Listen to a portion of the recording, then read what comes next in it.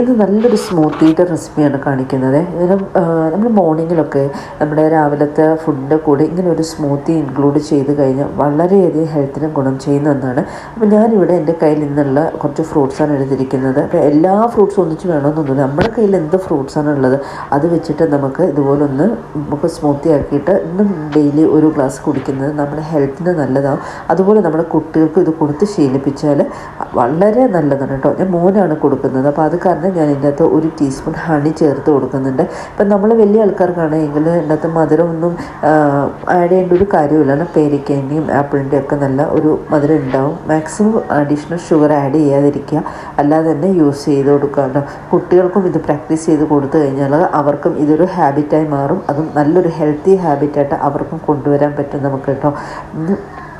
ഇതുപോലെ ഏതൊക്കെ ഫ്രൂട്ട്സ് ഉണ്ടെങ്കിലും നമുക്ക് ഇതുപോലെ ഒരു സ്മൂത്തി ആക്കി ഒരു ഡയറ്റിൽ നമുക്ക് ഇൻക്ലൂഡ് ചെയ്ത് അടിപൊളിയാണ്.